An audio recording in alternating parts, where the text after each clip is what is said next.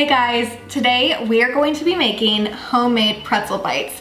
These homemade pretzel bites are incredible. I'm kind of obsessed with them, and I'm actually going to be showing you two variations. We're going to be making sweet cinnamon sugar pretzel bites and salty pretzel bites with a homemade cheese dipping sauce that is just outrageous. If you'd like to learn how to make these homemade pretzel bites, then just keep watching. Let's get started with our pretzel dough because it's going to need to rise a little. I have 1.5 cups of warm water. Remember, never use really hot water, otherwise you might kill your yeast. I have 1 package or 2 1/4 teaspoons of instant yeast, also sometimes called rapid rise yeast, and a tablespoon of honey. And these are going to be all my wet ingredients that I'm going to put into my mixer first and get that mixed together, and then gradually add in my flour. Next, I'm adding in 3 ounces of unsalted butter, melted. 3 ounces is 6 tablespoons, FYI, and 2.5 teaspoons kosher salt. This recipe makes a lot of pretzel bites. Luckily, you can freeze the bites either when they're in their dough form or when they're all baked. So that is why we kind of have large portions here. Give that a quick stir. Then with my mixer on low speed, I'm gradually adding in my all-purpose flour, and it took about a little less than 5 cups of flour. This recipe calls for 4.5 to 5 cups of all-purpose flour, and it can vary depending on your dough, depending on how moist or dry your kitchen is. You just want to add enough flour until you see here the dough isn't touching the sides of the bowl anymore and it pulls away. I'm actually going to take a look at my dough and see how sticky it is. It's just tacky, it's not super sticky, so I'm going to go ahead and take it off my mixer and put it down in a bowl to cover with plastic wrap and let it rise for 1 hour or until it's doubled in size. Living in Arizona, it only took about 45 minutes in my kitchen for my dough to rise to double in size. I'm going to plop it down on my counter, and luckily this dough is pretty easy to work with. It's not too sticky or tacky or anything, and so I don't even need to flour my counter. Now set that down, kind of push out some of the air, and cut it into, let's see, 8 equal pieces. Each piece I want to be about 4.5 ounces, so I actually have my scale here off to the side.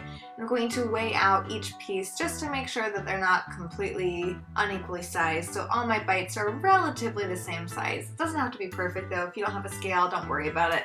So if one of my pieces does happen to be too big, I just tear off a little chunk and put it on a piece that looks too small until every piece looks and weighs just about the same. Now, on my counter still, I am going to use my hands and my palms and my fingers to roll out the dough into a rope. And we want the rope to be 22 inches long. And the reason we want to be more accurate with this is because we're actually going to cut 1-inch pieces for the bites. And I kind of tended to do 1.5-inch pieces. So whatever size you like, if you want bigger or smaller bites, it's totally up to you.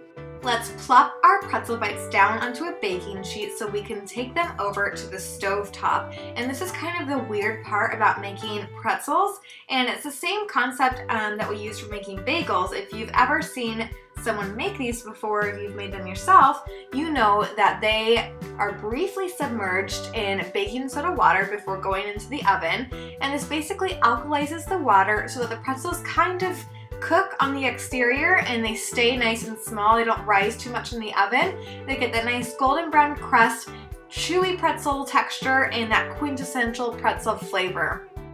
After about 30 seconds in the water, I'm going to scoop them out and pop them back on a baking sheet. And I'm actually using a few different baking sheets just to make sure that all my pretzel bites are spread out nicely and are not touching.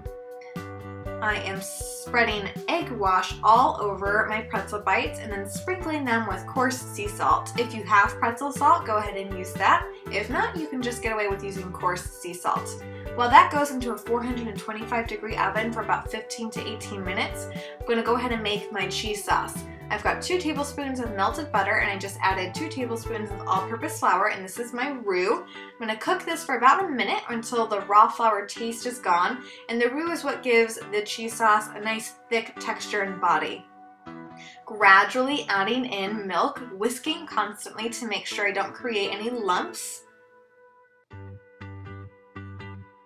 And then I'm going to be adding 8 ounces of shredded sharp cheddar cheese. This cheese sauce is so delicious, so nutty and cheesy and creamy and blah. You're gonna love it. It goes so well with the salty pretzel bites. I actually only salted about half my bites. I left the other half just with the egg wash, and those are gonna get coated with a cinnamon sugar later. It takes about a minute or so to melt down all the cheese to get a nice smooth sauce. And you want to make sure that you keep your sauce warm until you're ready to serve it. It's best served hot, otherwise it starts to kind of thicken and get, you know, the weird film on top that cheese and milk kind of gets. So these were my pretzel bites out of the oven, and they took about 17 minutes to get nice and golden. Just brush them with melted butter and then sprinkle them with cinnamon sugar. I'm gonna give them a nice toss to make sure all the bites are well coated, and these cinnamon sugar bites taste like Disneyland to me.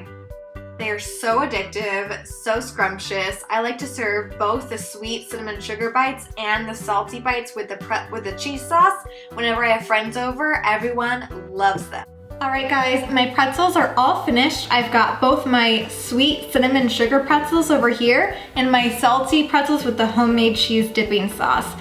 This recipe is out of control amazing. I'm kind of obsessed with it, and I hope you become just as obsessed. Did you guys like this video? If you did, let me know in the comments below. Don't forget to subscribe to my channel, and I'll see you next Wednesday for another food video.